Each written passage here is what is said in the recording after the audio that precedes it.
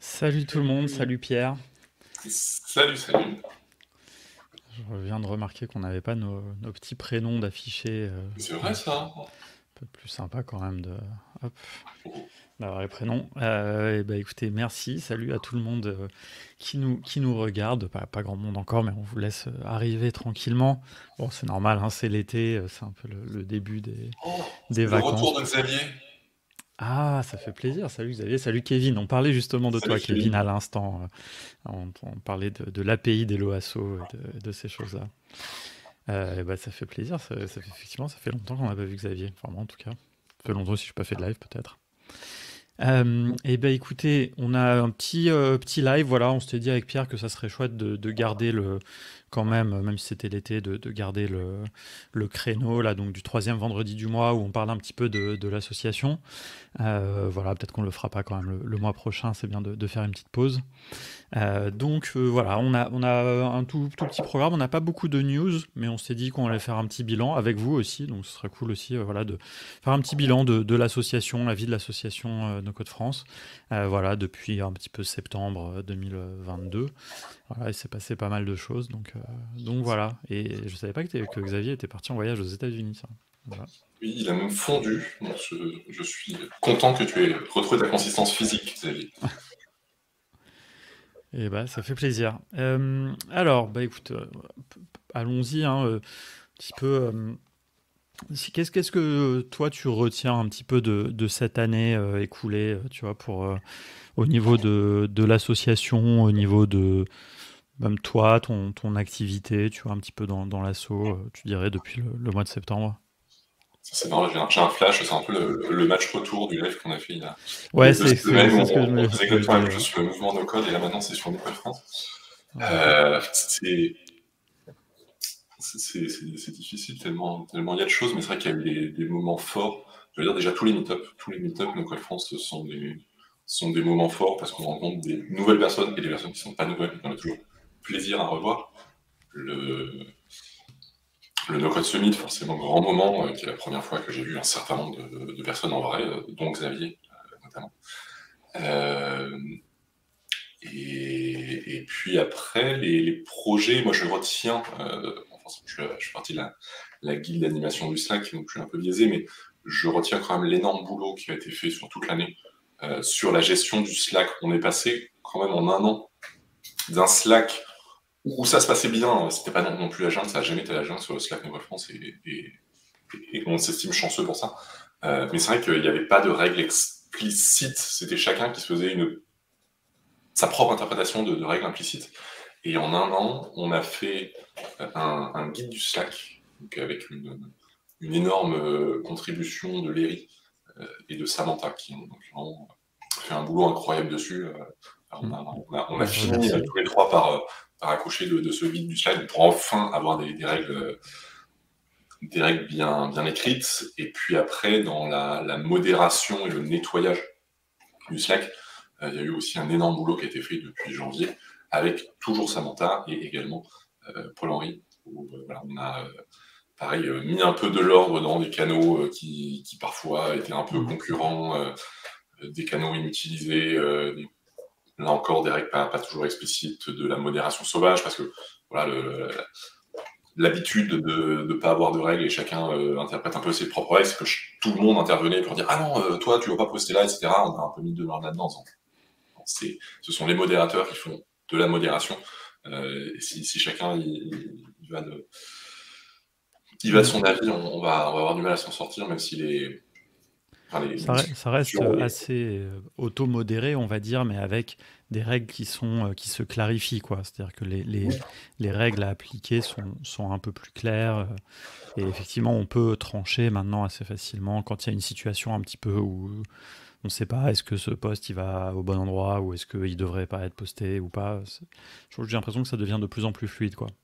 Oui, complètement. C'est qu'il y a toujours des discussions collégiales au sein de la guilde quand il y a des cas nouveaux, des cas un peu, voilà, un peu spécifiques, etc. Mais la plupart du temps, effectivement, il y a même plus besoin de se consulter. On dit, OK, ça va là. Ce matin, par exemple, il y a eu une offre d'emploi dans Autopro No Code. Bon, bah ça, maintenant, on sait que c'est pas là, c'est dans nos code jobs. Et Mm. il y a Il beaucoup y a, de chose assez immédiate. Et d'ailleurs, comme tu dis, il y a eu donc un gros travail sur les canaux. Donc il y a aussi cette page, peut-être qu'on peut repartager d'ailleurs, qui liste tous les canaux. Donc il y a aussi moins d'ambiguïté parce que par exemple, tu donnais l'exemple des jobs, il y avait un canal freelance, un canal jobs, hein, il y a aussi pas mal de choses qui ont été un petit peu mises au clair, donc ça c'est super. Il y a aussi une grosse nouveauté qui a eu lieu pendant l'année, qui a eu lieu il y a quelques mois, pas très longtemps. Salut d'ailleurs à Jacques, Virtual Code, bienvenue à vous. Euh, c'est d'interdire, enfin d'interdire, pas formellement, mais donc de restreindre la possibilité de créer des canaux. Et ça, c'est un truc, c'est vrai que pendant longtemps, on l'a pas fait, aussi parce qu'en plus, il y avait des choses où on ne savait pas vraiment régler la granularité un peu des permissions, personne s'était vraiment aventuré là-dedans. Et ça, je trouve que c'est un truc qui marche très bien. Parce que le fait d'avoir une liste plus limitée, et aussi grâce à cette page que tu as fait, d'ailleurs merci Pierre là-dessus, ben, ça permet d'avoir une liste un peu figée, donc les gens, je pense, passent moins à côté des canaux, il y a il y a pas de doublons, et puis maintenant il y a vraiment un petit process on se pose la question, est-ce qu'on a besoin d'un canal ou pas pour un outil, pour un truc, et ça je trouve ça assez bien fait, il y a un petit formulaire, il y a une petite discussion éventuellement, et ça je trouve que ça marche assez bien, quoi. Mhm. Oui, donc ça, la page que je montre, c'est canaux.nocode-france.fr. Je vais la Ça poster, ouais. liste la totalité des canaux publics disponibles sur le Slack NoCode France. Et je dis la totalité parce que c'est une liste qui est mise à jour tous les jours. Donc c'est vraiment, ça suit vraiment l'évolution. Effectivement, on a bloqué il y a quelques mois la création de canaux publics et privés par les membres qui ne sont pas admins. Ça veut pas dire qu'on ne veut plus créer de canaux, mais il y a un formulaire qui est disponible, il est épinglé dans le canal général du Slack, mais il est sur cette page aussi, par exemple, il y a un lien directement vers la demande de création de canal. Si vous voulez créer un canal public, par exemple un nouvel outil voilà, qui vous intéresse, vous avez envie de créer un canal de discussion, ou même un canal privé, vous animez un groupe de personnes sur un sujet particulier autour du no-code, vous vous dites ce serait plus pratique, tout le monde est déjà sur le Slack Nouvelle France, de le faire en Slack Nouvelle France, c'est tout à fait possible. On peut vous créer un canal privé, mais il faut le demander. Et au début, on n'avait pas bloqué la création de canaux privés. On s'est dit, ça va pas polluer la liste générale. Mais en fait, on a fini par le faire. Parce qu'il y a des gens qui ne comprenaient pas qu'ils créaient des canaux privés. C'est-à-dire, on avait bloqué la création de canaux publics. Donc, si vous voulez créer un canal d'outils, ils créaient un canal privé parce que c'est la seule chose qu'ils pouvaient faire. Et après, il y avait une incompréhension sur le fait que leur canal était privé. Donc on bloque totalement la création de canal, mais encore une fois, ça ne veut pas dire qu'on décourage la création de canaux, c'est qu'on veut garder la vue d'ensemble et la maîtrise, parce qu'on se retrouvait avec des canaux qui étaient créés, mais qui existaient déjà, donc il y avait des doublons, il y avait des canaux qui étaient créés, faut pas se mentir, là si on regarde les derniers canaux qui ont été créés, alors il y a le canal sur l'émission freelance qui était très attendu, donc forcément il y a beaucoup de gens dedans, mais sinon les canaux qui dépassent les 40 membres sont rares. Donc les canaux qui sont créés la plupart du temps ne rencontrent pas un engouement énorme, et c'est normal, et c'est pas grave, et il y a un certain nombre qui vont grandir au fil du temps, mais si on laisse n'importe qui créer n'importe quoi tout le temps, ça crée beaucoup de canaux qui sont pas forcément utiles. Tu vois, je trouve que c'est un bon exemple, c'est un sujet assez précis, mais qui est un petit peu à l'image, je trouve, de la structuration qui a eu lieu au cours de l'année. On pourra probablement trouver d'autres exemples, tu vois, mais ça, je trouve que c'est vraiment un bon exemple. Alors, c'est normal, le Slack, c'est le plus gros de l'activité de No Code France, quelque part. C'est la plus grosse action qu'on fait, c'est d'animer cette communauté, enfin que l'association a, c'est d'animer cette communauté au travers du Slack. Mais je trouve que ça a été une année avec pas mal de structuration, de mise en place de petits processus et effectivement de changements un petit peu de règles, parce qu'il y avait des choses qui étaient possibles quand on était quelques centaines, voire quelques milliers, enfin disons quelques centaines d'actifs. Là, maintenant, on arrive à un stade et à une taille où, évidemment, on doit mettre un petit peu des règles. Et je trouve que, en tout cas, moi, je sais pas, j'ai jamais entendu personne se plaindre du fait qu'on puisse pas créer de canaux, par exemple. Pour l'instant, j'ai l'impression qu'il y a toutes ces règles, toutes ces choses-là ont été mises en place assez en douceur avec de la pédagogie. Alors après, n'hésitez pas, hein, d'ailleurs, vous qui nous regardez, hein, n'hésitez pas si vous avez des réactions par rapport à tout ça, par rapport aux choses qu'on dit. C'est un petit peu aussi l'idée de ces lives. Donc voilà, mais en tout cas, c'est un bon sujet. Ouais. Et c'est d'ailleurs un des gros chantiers pour la rentrée, parce que là on a fait, maintenant il faut faire savoir, parce que cette logique de canaux, de création de canaux, etc., est encore assez largement méconnu. C'est-à-dire qu'on a communiqué une fois ou deux dessus. C'est dans le message d'onboarding aussi, mais bon, il y a quand même beaucoup d'infos. Est-ce que tout le monde y touche? Je ne sais pas exactement. C'est-à-dire qu'il y a beaucoup de gens, typiquement, qui postent une question Airtable dans comment faire un no-code. On leur dit, c'est plutôt dans le canal Airtable, et ils me disent, ah ben je savais pas qu'il existait. Et c'est vrai qu'on a vraiment ce souci de faire connaître les canaux qui existent, faire comprendre que on peut pas ajouter tout le monde aux canaux de tous les outils, parce qu'il y en a beaucoup trop. Donc forcément, les gens commencent avec un nombre de canaux minimum, mais qui n'est pas représentatif de tous les canaux qui existent. Un projet que j'ai en tête, c'est dans le canal de présentation, là où les personnes se présentent, faire une recherche dans le message de chaque nouveau membre qui se présente, pour rechercher les noms de villes ou de régions et les noms d'outils.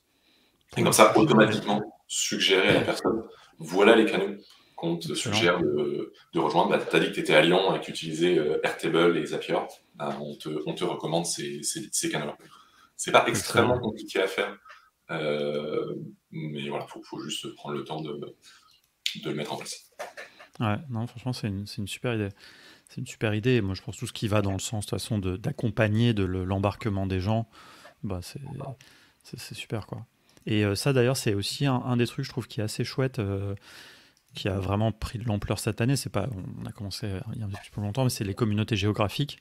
Et j'aime bien, tu vois, notamment le fait de les voir listés là sur cette page. Il y en a plein, parce qu'il y en a plein que j'avais créé moi déjà il y a quelques temps. Et le fait de les voir listés, du coup, il y en a eu d'autres qui ont été créés par d'autres gens après, etc. Et franchement, ça me plaît grave, même de voir des communautés de New York, etc. Enfin, ça, je trouve ça assez super, parce que ça, c'est là qu'on voit, bon, on le sait, hein, évidemment, qu'il y a des gens de partout, mais parce que ces canaux, c'est pas toujours les plus vivants, mais par contre, ils sont extrêmement utiles quand on se déplace, et pour l'animation des communautés locales, bon, en premier lieu, évidemment. Et aussi, moi, c'est un truc que j'aime beaucoup quand je vais dans une ville, je vais dans le canal, et puis je peux mettre un message et dire, bah voilà, je suis là. Alors, bon, pas grand monde encore, je pense aussi, n'ose faire ça ou quoi, puis bon, tout le monde ne vit pas sa vie non plus qu'au travers du no-code, mais je pense que c'est un truc qui est assez chouette, et vraiment, je vous encourage, là, vous qui regardez, n'hésitez pas à faire ça, parce que c'est quand même un moyen sympa de rencontrer des gens, quoi. Ouais, donc il y a une petite exception qui est le canal Île-de-France avec 768 membres. On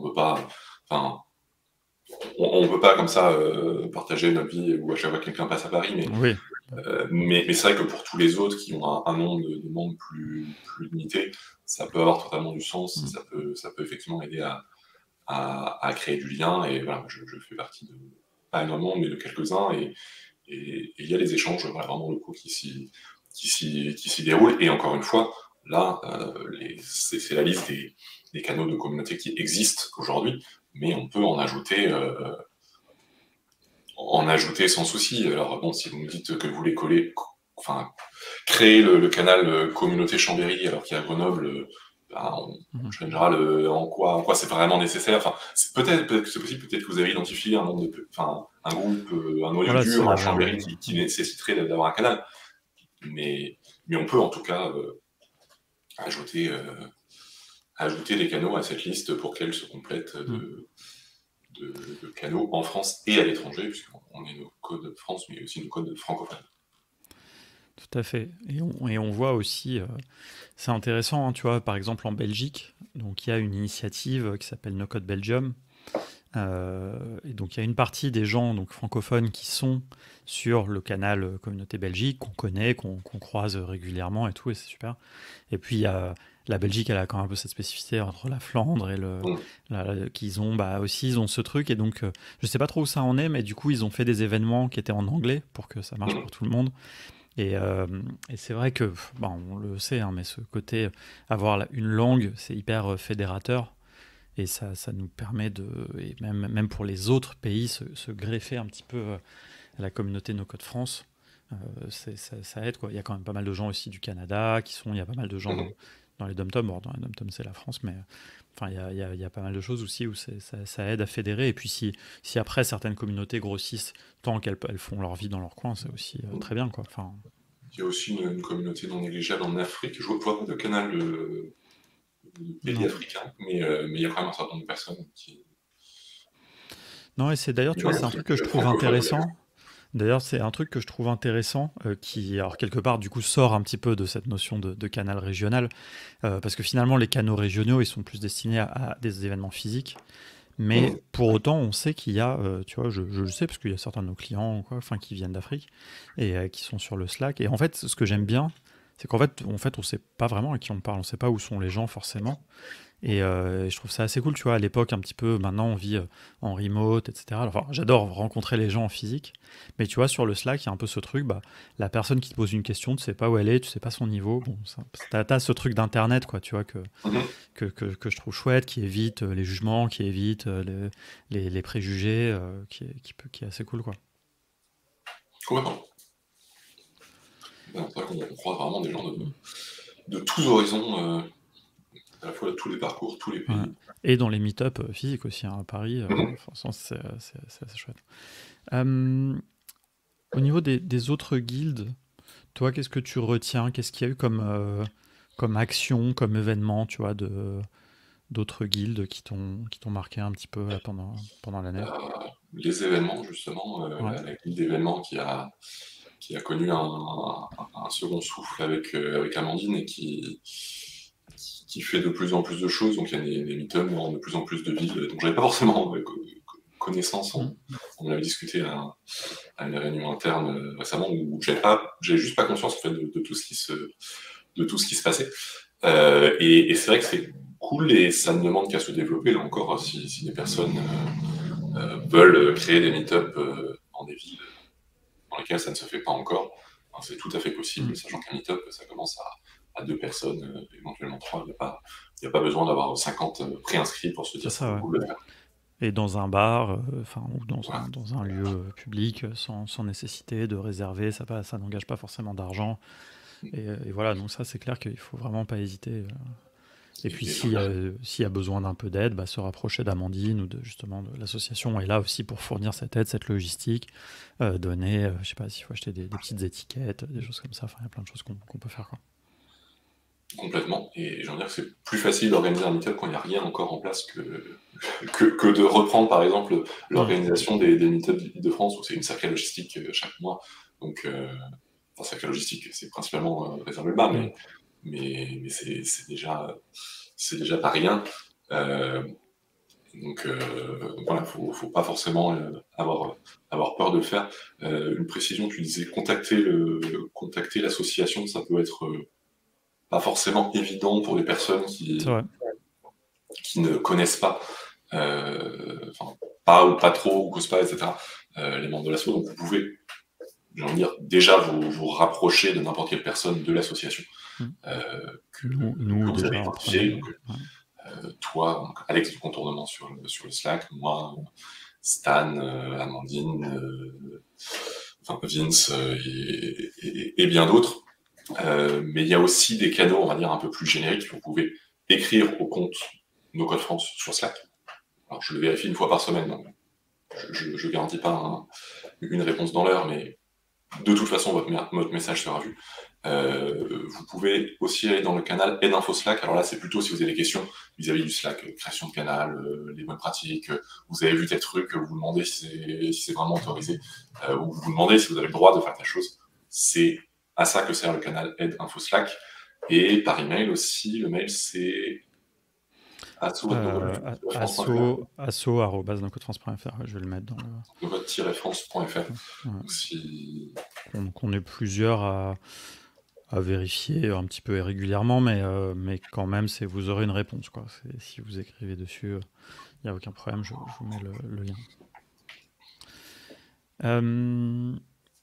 D'ailleurs, tu parlais tout à l'heure, je voulais rebondir sur un truc, tu parlais de la communication, ça c'est aussi un truc qui est quand même assez intéressant cette année, c'est qu'il y a eu après avoir dissous entre guillemets la guilde communication, finalement il y a des personnes qui se sont dit ah bah non en fait ça manque, il y a besoin, et c'est vrai que c'est un sujet qu'on avait vachement identifié, surtout l'année dernière au moment où on a fait l'assemblée générale.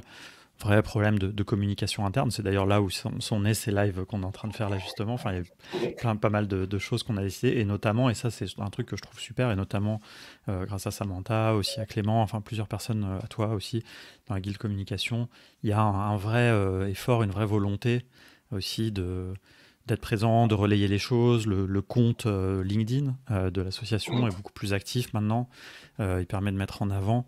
Voilà, et je pense que voilà, c'est super de savoir qu'il y a des gens qui sont là, qui sont motivés, qui sont pour partager des événements, pour mettre en valeur des choses que d'autres font, quoi. C'est ça que j'aime bien, c'est un peu cette logique de se dire, bon, voilà, nous on est là pour mettre en valeur ce que font d'autres guildes, d'autres individus de la communauté, des choses comme ça. Donc ça, je trouve que ça marche assez bien aussi. Ouais, encore une fois, hein, c'est Samantha qui a vraiment été partout entre novembre et juin, qui a fait un bien fou à l'association. Elle vient de trouver un emploi, donc on va peut-être la voir un peu moins, mais on va dire, c'est tout mal qu'on lui souhaite.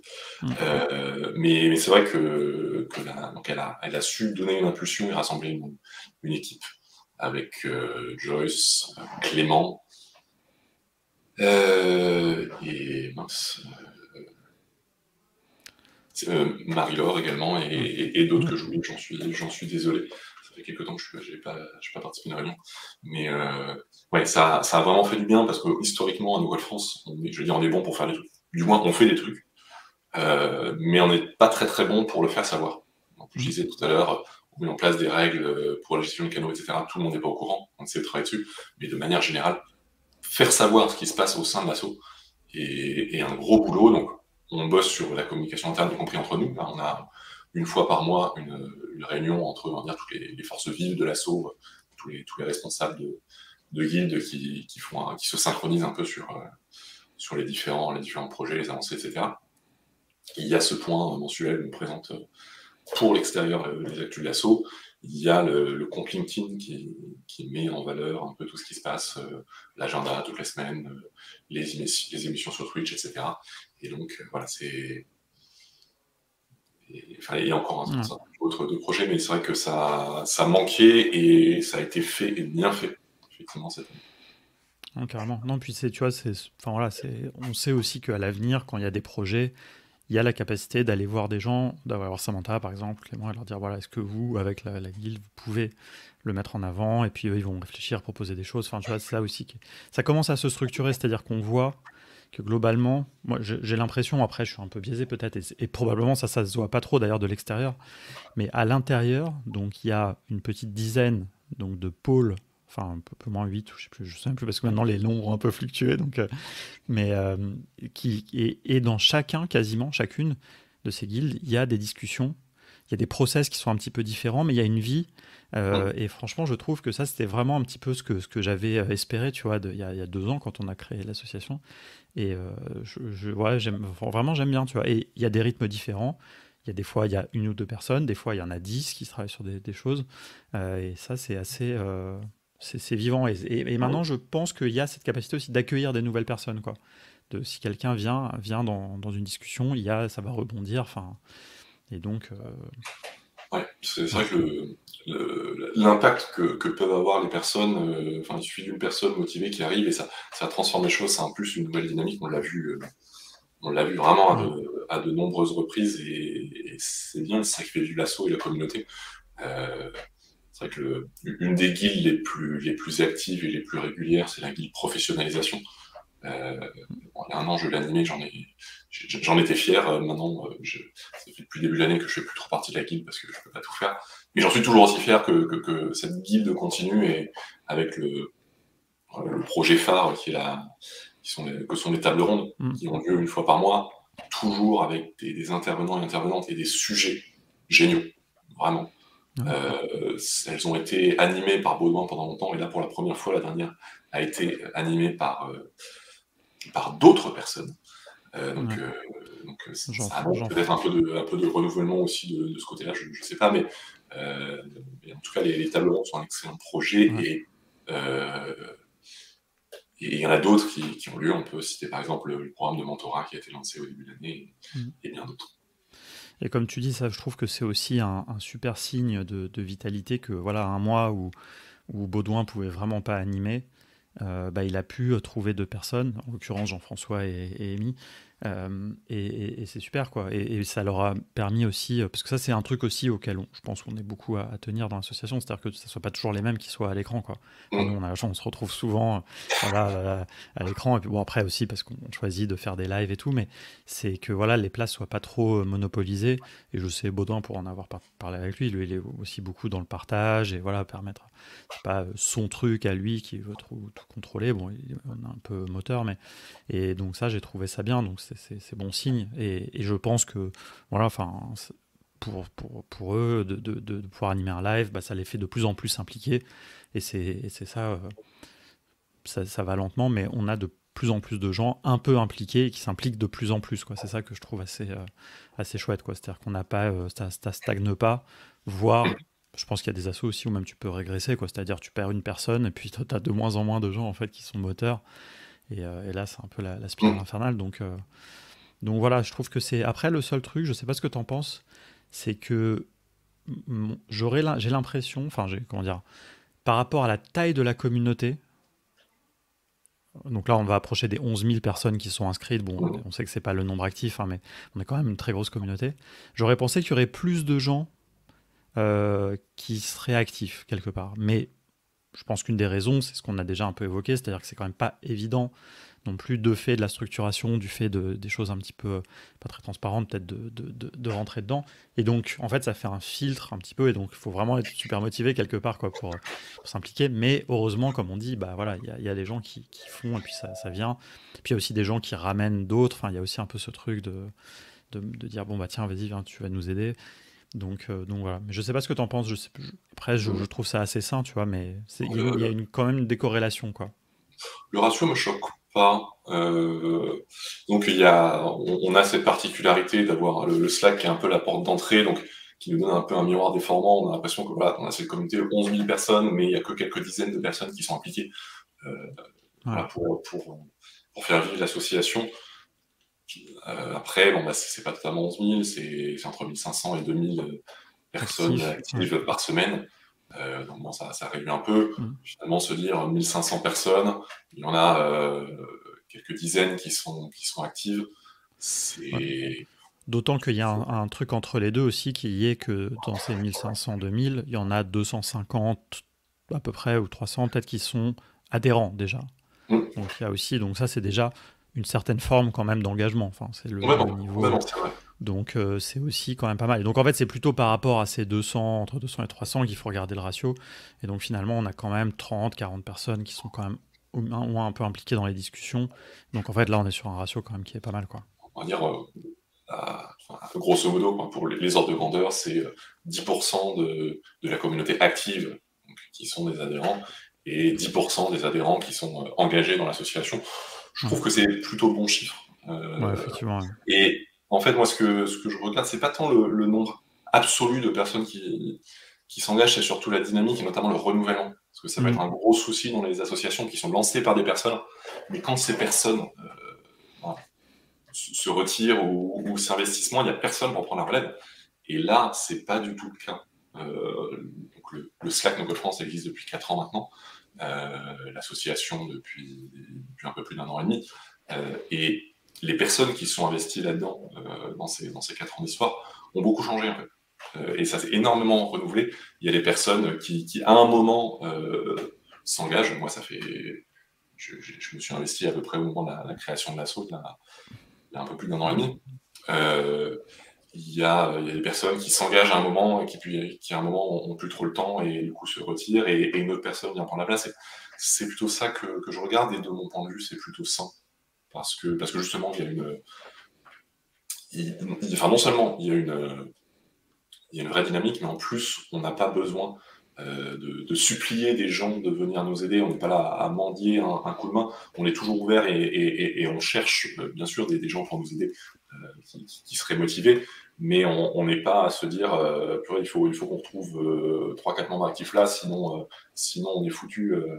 C'est pas un problème qu'on a. Et pour une association, c'est un luxe. J'ai fait pas mal d'associatifs au fil des années et c'est vrai que c'est un souci qu'il y a souvent, le fait que tout le monde veut profiter, mais personne ne veut s'engager. Et on n'a pas trop, heureusement, à nos chances. Ouais. D'ailleurs, ça me permet d'amener un autre sujet. Et après, peut-être qu'on discutera aussi un petit peu plus du futur après le bilan. C'est le sujet de l'argent. Je me dis que c'est intéressant de l'évoquer quand même rapidement sans faire les comptes. D'ailleurs, je pense, donc c'est un petit peu moi qui m'occupe des comptes et je voulais un petit peu tous les mois partager les chiffres. Et puis en même temps, ça fluctue pas tant que ça. Mais là, je pense que la compta de l'association est assez saine. On a donc les seules rentrées d'argent quasiment, c'est les adhésions. Euh, mais on a très peu de dépenses. Et ça, c'est un truc que je trouve assez intéressant. Enfin, c'est qu'il y a c'est comme ça que je l'interprète, mais tu vois, on a un côté très maker tous dans l'association, enfin au sens large. Et donc, en fait, on a tous un peu ce truc de toute façon, dans nos projets, comme c'est beaucoup aussi des projets numériques, on essaie toujours d'optimiser, de payer le moins cher, de trouver des moyens, de pas avoir à prendre un abonnement parce que vous partagez ou des choses comme ça. Et je trouve ça assez intéressant. Et donc, du coup, on a un peu ce truc c'est pas qu'on sait pas comment dépenser notre argent, on n'a pas tant que ça. Et je pense que c'est bien aussi d'avoir un peu de trésorerie. Mais voilà, personne ne demande de l'argent quasiment quoi, dans les gens, enfin pour les événements, pour les trucs. Ça arrivait peut-être une ou deux fois. Par contre, il y a eu un consensus assez clair sur le fait que l'asso n'était pas là pour payer les apéros des meet-up, à part un peu l'anniversaire éventuellement. Mais sinon, à part ça, je trouve ça assez intéressant. Je sais pas ce que toi t'en penses, mais Complètement en phase et ça rejoint un peu ce que je disais tout à l'heure sur le côté presque surréaliste de cette communauté où en fait le Slack et Twitch etc. apportent déjà tellement de valeur que les gens sont pas là à essayer de gratter plus, à essayer voilà, de hacker le Slack pour l'intérêt de leur business ou à essayer de gratter toutes les subventions possibles et imaginables avec des projets ou autres. Enfin, et, et même les adhérents, finalement, alors on va pas dire qu'il y a zéro un bénéfice à être adhérent, c'est faux, il y en a quand même un certain nombre, mais c'est pas non plus énorme. Après, le montant de l'adhésion est assez dérisoire, c'est 20 € à l'année. Mais quand même, il y a des gens qui adhèrent, alors que, bon, là, ils en retirent pas forcément énormément à court terme, mais ils adhèrent juste pour soutenir l'asso, pour soutenir les initiatives, parce que on n'a pas énormément de dépenses, mais on en a quand même. Si on a personne qui adhère, on va avoir des soucis à payer Airtable, les Make, et Xano, et la banque, etc. Donc, c'est vrai qu'il y a à la fois une volonté de soutenir et assez peu de velléité de profiter à tout prix. Enfin, on voit des fois dans Slack des gens qui commencent à pousser un peu, etc. Mais c'est quand même assez anecdotique, en fait. Ouais, non, c'est clair. Et je dirais même en plus, alors j'ai pas forcément la stat, mais il me semble que une personne sur deux ou une personne sur trois, en plus de son adhésion, ajoute un petit don. Donc c'est aussi, ça participe, quoi. Je sais pas, là j'ai pas regardé récemment, mais en tout cas il me semblait qu'on était un peu sur ratio, donc ça aussi c'est sympa, quoi, de se dire, c'est non seulement adhérer, puis ajouter un petit don, quoi. J'ai pas regardé qui a ajouté un don, quelle était la proportion, etc. Mais c'est vrai que c'est assez fréquent, assez régulier, ouais. Et pour répondre à ce que tu dis qu'il y a du turnover, oui, il y a du turnover, mais c'est normal, en fait.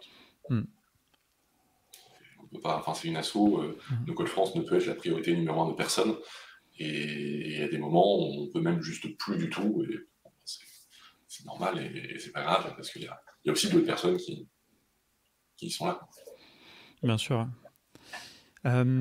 Du coup, il y a quand même aussi un projet que tu n'as pas encore trop évoqué, que tu portes, qui est le projet alors qui a démarré comme, si je dis pas de bêtises, un peu l'idée d'archiver.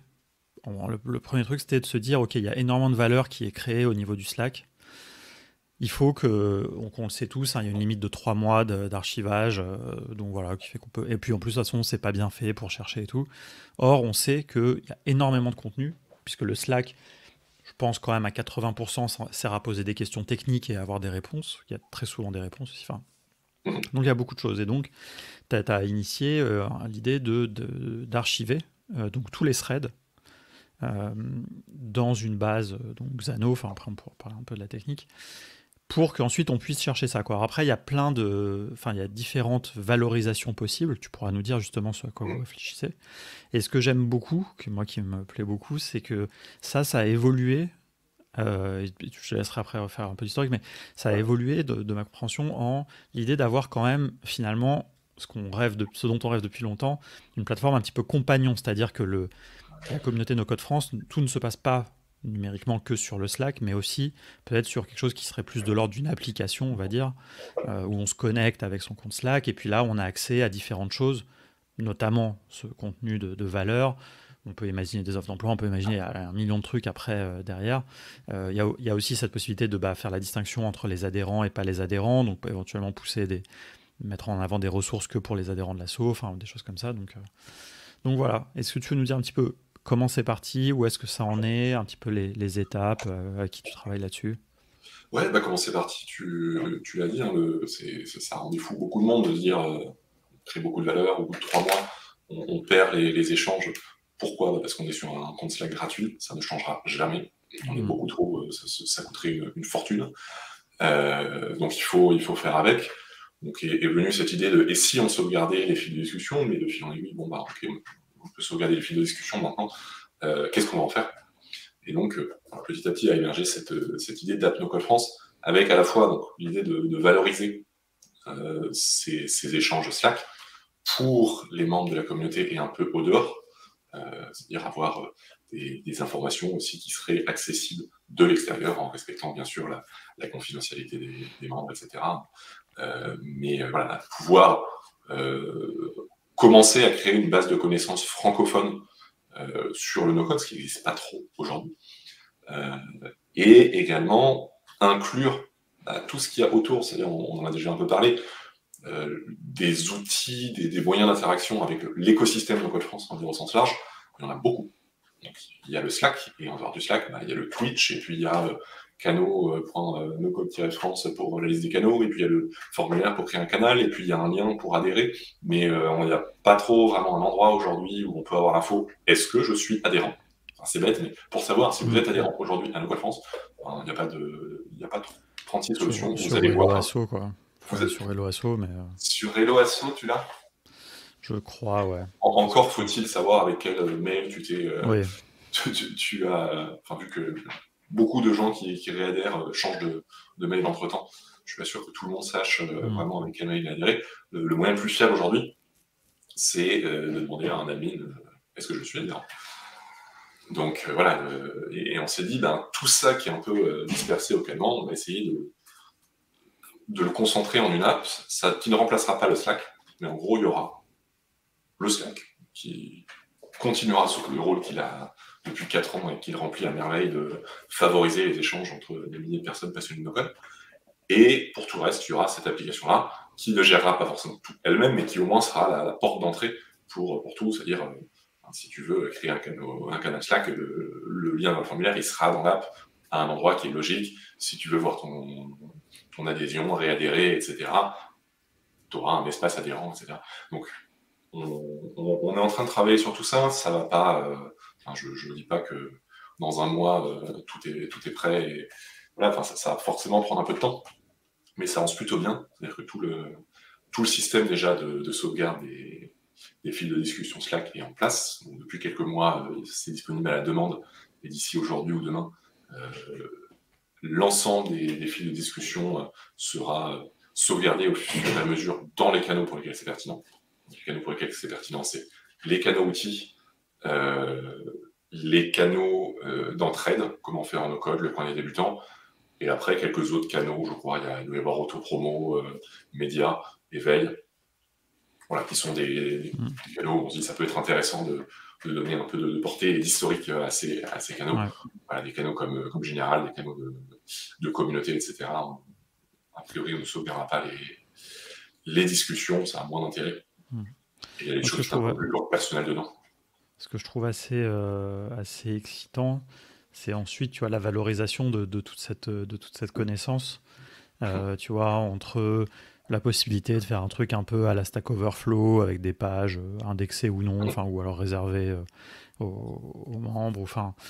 Et aussi, je crois que c'est Xavier, je crois qu'il avait évoqué, ou enfin pendant un live, l'idée de pouvoir même entraîner un chatbot avec tout ça et pouvoir lui poser des questions, enfin il y a plein de, ou juste faire de la recherche d'ailleurs, hein. C'est déjà aussi pouvoir faire de la recherche full texte sur les choses et tout. Enfin, pouvoir catégoriser, peut-être que l'IA peut nous aider aussi à catégoriser les threads, où il y a vraiment plein de trucs assez génial. Surtout, bon, c'est évidemment là, plein dans le buzz de l'IA et tout, mais plein de choses, faire des résumés, peut-être des choses un peu structurées de chaque thread.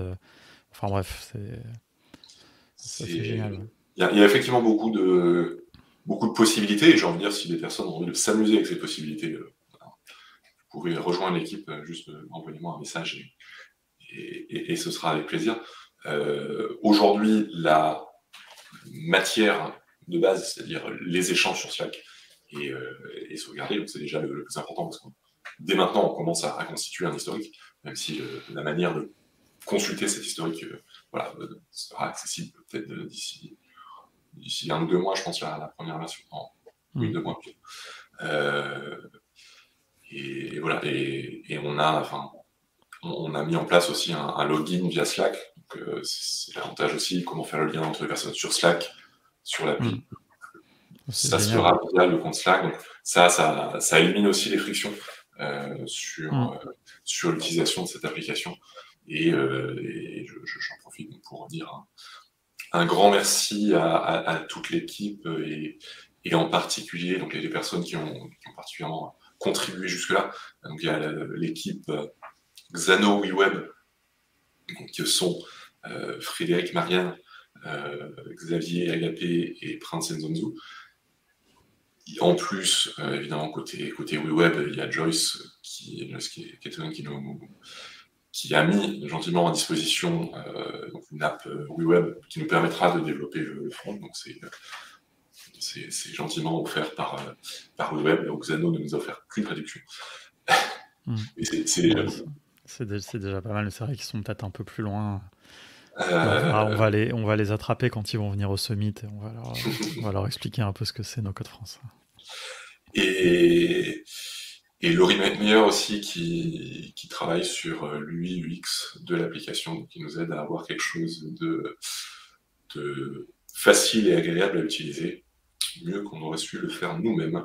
Donc voilà, et d'autres personnes aussi qui contribuent à droite, à gauche. Donc voilà, toute une équipe autour de ce projet-là qui avance pas mal. D'ailleurs, par curiosité, j'avoue, j'ai pas tout suivi des échanges. C'est où est-ce que c'est est-ce que c'est un canal privé que tu as créé justement là, avec les gens okay. Ouais, il y a un canal. Je crois que je t'avais déjà demandé en plus. Il y a un canal appli NCF.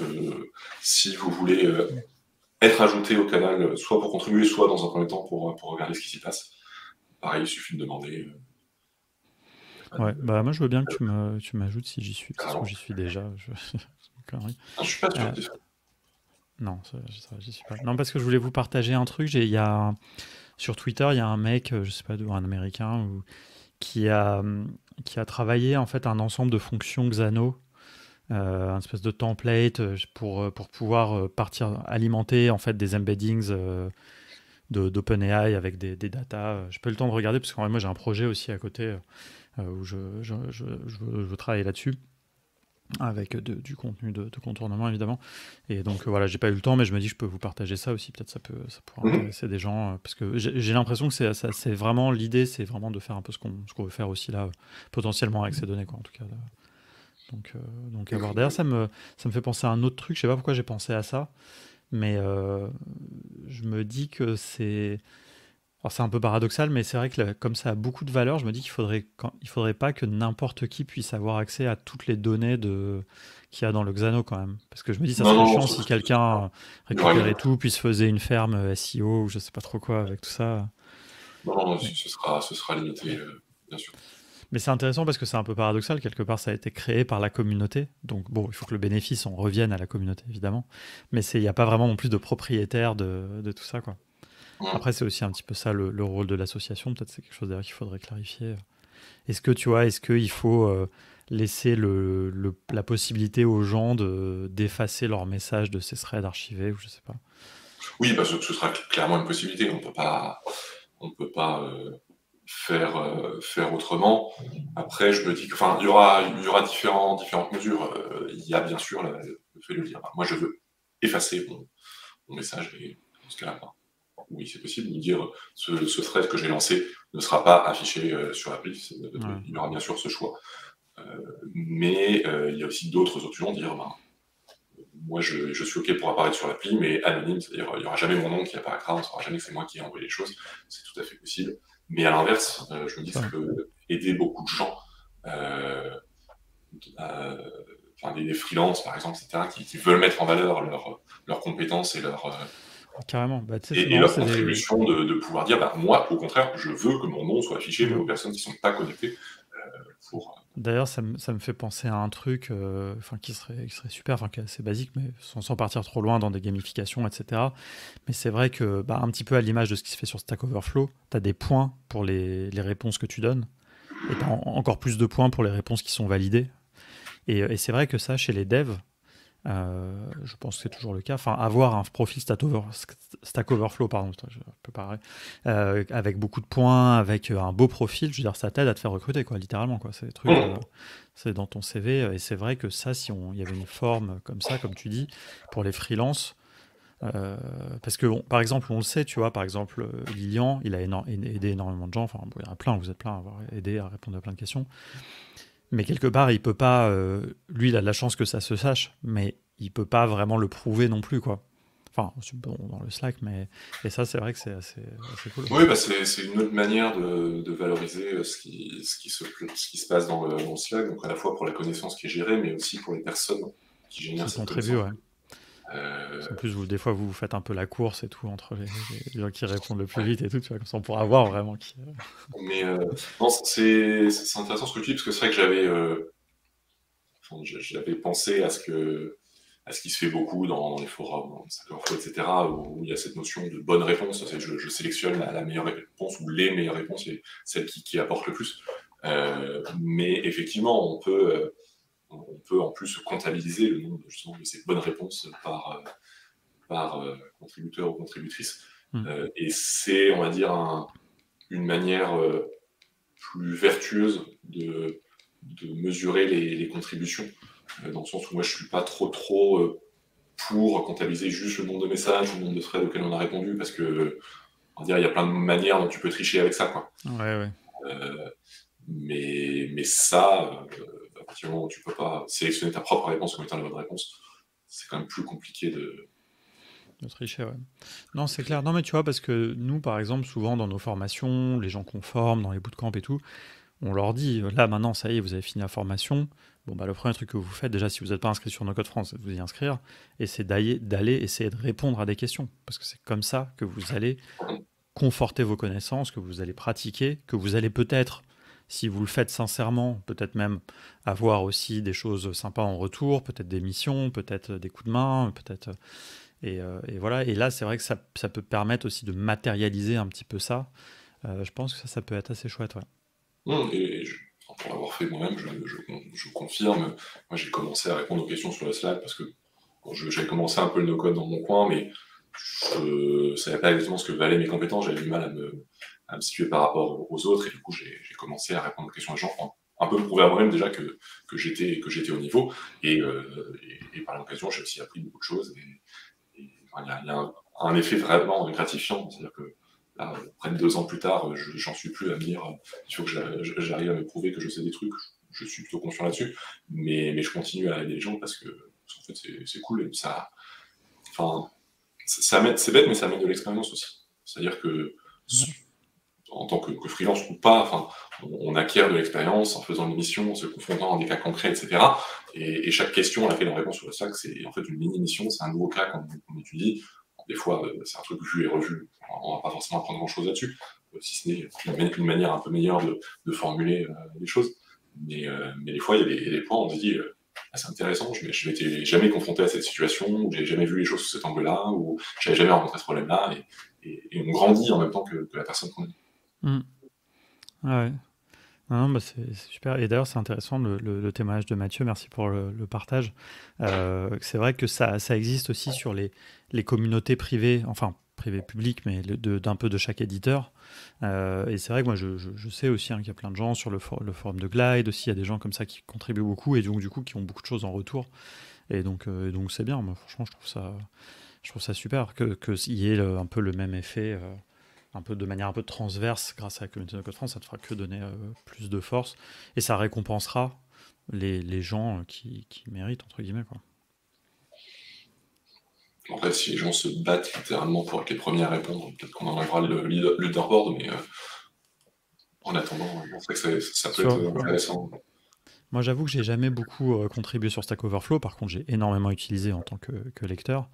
Mais c'est vrai que des fois, ça t'amène des comportements un peu négatifs, des gens qui se tirent. Mais bon, il y a quand même un truc aussi où de toute façon, c'est un peu numérique et un peu désincarné, quoi. C'est-à-dire, tu donnes une réponse, puis les gens disent c'est bien, c'est pas bien, et puis et donc, je pense que c'est quand même plutôt vertueux, quoi. Les mecs sont pas les plus sympas sur Stack Overflow. Ouais, pas toujours poli. Des fois, une petite tendance à dire non, ta réponse elle est nulle, je vais dire comment faut faire. Mais on verra. Bah, ça, c'est un truc dont on a déjà parlé, dont j'avais parlé avec Julien Cassagne sur les communautés Internet qui sont restées un peu comme les communautés Internet des années 90-2000, quoi. C'est-à-dire ce côté où, bah, par exemple, sur Stack Overflow, si tu poses une question qui a déjà été posée, tu te fais insulter, quoi. Et donc c'est vrai que c'est pas juste qu'ils sont pas polis, c'est qu'ils sont pas sympas, quoi. Donc je suis d'accord, Oui. hein, moi je dis pas que sur Stack Overflow les gens ils sont sympas, mais sur Stack Overflow on va dire que maintenant c'est devenu un peu mathématique, mais je pense pas que enfin c'est pas pareil. De toute façon c'est pas comparable, c'est pas très humain Stack Overflow, mais c'est vrai qu'il y a ce côté très qu'on n'a pas du tout et que je pense qu'on doit préserver dans la communauté de Code France.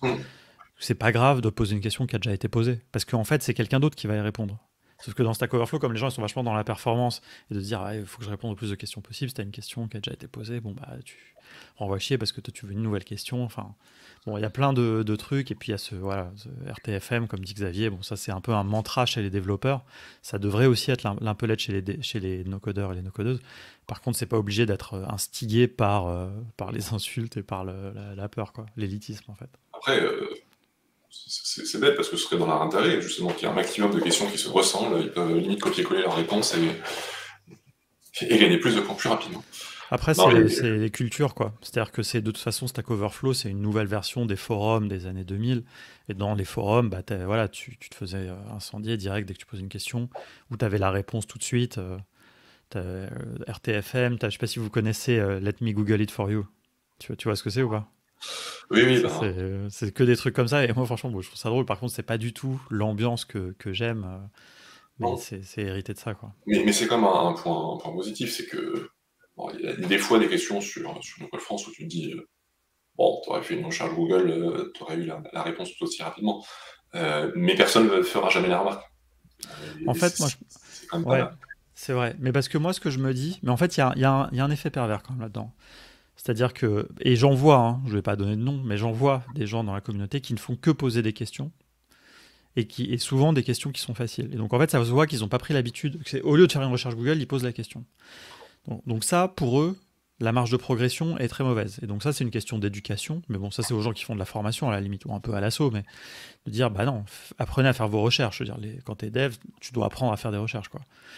Par contre, ce que j'aime bien, c'est que la personne qui répond, bah, c'est probablement pas toi ou pas Lilian ou pas moi, c'est quelqu'un qui est moins avancé et qui, elle, peut-être soit elle allait faire la recherche, soit elle vient juste d'apprendre le truc, donc ça lui permet de consolider sa connaissance, tu vois. Donc dans ce truc-là, il y a une personne qui progresse pas, tant pis pour celle qui pose la question, par contre celle qui répond, et bah elle, je trouve que c'est assez vertueux, quoi. Hum. Et, après, ouais, c'est vrai que ces personnes-là, je leur dis, on va dire, un peu, peut-être à la deuxième ou la troisième question, il y a aussi des personnes qui posent des questions, mais qui ne cherchent même pas à comprendre les réponses. Elles appliquent littéralement ce que Mmh. tu leur dis. Si ça marche pas, ça marche pas. C'est sans chercher vraiment à Mmh. comprendre la démarche, le pourquoi, le comment, etc. Donc c'est vrai que ces personnes-là, de mon point de vue, les aider, c'est aussi les aider à changer de démarche. Bien sûr. Mais disons que pour revenir à l'application, il y a quand même quelque chose, je pense, d'assez vertueux dans le fait d'avoir le Slack qui est découplé de l'application. Ça beaucoup d'inconvénients aussi, on va pas se mentir, mais ça a des intérêts qui est que le Slack reste ce qu'il est. Ça reste une communauté, ça reste, je veux dire, quelque chose de plus instantané, de plus humain. Il y a des gens derrière, plus probablement que dans un forum de type Stack Overflow. Et d'un autre côté, on a cet historique des messages, mais qui a sa propre vie en fait. Et tu peux pas dire à quelqu'un, bah, t'as posé la question, une question qui a déjà été posée, parce qu'en fait, oui, la réponse est quelque part, mais elle est dans une autre application. Oui, peut-être qu'aller chercher la réponse dans d'autres applications est une bonne idée, mais c'est pas la même chose non plus. Donc, j'ose espérer que ça peut aider à garder les choses bienveillantes comme elles l'ont toujours été. Je suis assez d'accord, et je pense que par contre, il y aura quand même ce travail d'éducation à faire, de dire, avant de poser une question, allez regarder dans l'application, parce que là-bas, ça sera bien possible de chercher de manière clean, beaucoup plus que ça est dans Slack. Si vous ne trouvez pas la réponse, évidemment, posez la question. Ou si vous ne trouvez pas exactement la réponse que vous voulez, bah, posez la question, quoi. Et d'ailleurs, je pense que ce qui pourra se passer, c'est que des gens, des fois, mettront comme réponse un lien. Si la personne n'a pas fait sa recherche, les personnes mettront un lien vers la réponse qui a déjà existé, par exemple. Et puis c'est là où, bon, si on se prolonge un peu et qu'on arrive à faire un petit peu des chatbots, des choses comme ça, bah aussi on pourra peut-être avoir aussi même une réponse instantanée à travers une recherche un peu plus IA, quoi. Ouais, je trouvais ça presque dommage de donner peut-être, non, après, je dis ça, c'est... Personne n'a eu besoin de la donner, mais bon, c'est sûr. C'est vrai, non, je suis d'accord avec toi sur le côté pédagogique, c'est vrai qu'on perdrait ça. Alors, on pourra en discuter. Ouais, non, c'est vrai que je suis un peu excité par plus le côté technique de faire ce truc d'IA, tu vois, que vraiment l'utiliser en réalité. Donc, mais je suis assez d'accord. Et c'est vrai, par contre, ce que dit Mathieu aussi est très important et intéressant, c'est que on a aussi un truc où on avait déjà fait des tentatives, mais on a beaucoup de mal à garder les ressources, les documentations officielles ou pourquoi pas les formations, les choses qui existent. C'est vraiment... Il y a un truc aussi à faire, je pense, là-dessus, d'agréger un petit peu le contenu, au moins le contenu officiel, parce qu'il y a aussi beaucoup de contenu qui se périme vite, etc. C'est ça aussi d'ailleurs qui est intéressant. D'ailleurs, c'est pour ça, pour aller dans ton sens aussi, je pense que des fois, il faut redonner la réponse, parce que on le voit tous, hein, dans le no-code, les choses évoluent tellement vite qu'une réponse d'il y a quelques mois, elle peut ne plus être valide, elle peut ne plus être la bonne manière de faire. Donc, non, ouais, franchement, maintenant que en se disant ça, c'est vrai que ça n'a pas vraiment intérêt. Et puis même les gens évoluent. Moi, je ne réponds pas forcément de la même manière à une même question, en fonction du moment où j'y réponds. Si j'y ai répondu il y a un an et que j'y réponds à nouveau maintenant, ben, j'ai évolué, j'ai progressé. Il y a sûrement, j'y répondrai sûrement d'une autre manière aussi. Donc, ça va pas forcément, ça va me confronter aussi des différents points de vue. C'est vrai qu'on voit quand même beaucoup de fils de discussion où une seule personne répond. Une fois que quelqu'un a pris le sujet, en gros, les autres ne s'embêtent pas à venir mettre leur grain de sel. Et du coup, avoir plusieurs questions, ça permet aussi de plusieurs personnes, plusieurs approches de traiter un même sujet. Après, c'est vrai que d'épingler ne serait-ce que le lien vers l'outil et le lien vers la documentation officielle dans tous les canaux et dans l'application, ce serait plutôt une bonne chose. Faut qu'on fasse. Le problème, c'est qu'il y a 100 outils. Donc, non, mais après, c'est aux gens de le faire, et puis en commençant par les plus gros, quoi. Mais oui, c'est vrai que les plus gros, il y en a 10. On pourrait effectivement faire ça. Xavier, tu dis le bot serait notre Marianne. Est-ce que tu parles de Clément ou de Frédéric? Ouais, j'arrive pas à comprendre s'il y avait une référence au frère Gaspacho, ou si c'est notre Marianne avec son bonnet phrygien.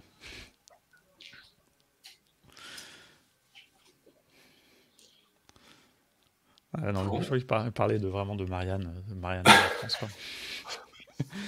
Ok, bon, bah écoute, merci beaucoup pour cet échange. Franchement, c'était très cool. Alors, merci à toi. Cette petite heure ensemble. Et puis voilà, je vais partager le replay avec le reste de la communauté. Merci Xavier, Mathieu, tout le monde qui était là aussi pour participer. C'était chouette. Et puis voilà, on se retrouve à la rentrée, 3e vendredi de septembre. Voilà, il y aura probablement des choses à dire. Mon lit n'est pas fait. Si, il est fait. Ça, c'est ce qu'on voit. Bon, il n'est pas tiré à 4 épaules. Vous avez juste pas les mêmes standards, c'est tout. Mais il est fait. Voilà, ça, c'est la quote, quoi. Enfin, bref. Non, mais par Tu contre, n'as pas j'avoue, justifié. je fais rarement vraiment mon lit, quoi. Enfin, je suis pas très parfait dans ce truc-là. Mais Moi non plus, c'est juste que je l'affiche pas derrière moi. ouais, t'as de la chance. Mais moi, j'habite dans 25 mètres carrés, quoi. Donc, c'est c'est mon lit, c'est à peu près tout en même temps, quoi. Voilà, bon, sur ces choses-là, merci Pierre. Passe un bel été, des bonnes vacances aussi. Merci à Et, toi aussi. Bonnes vacances, bon été à tous. et puis à très bientôt. Salut.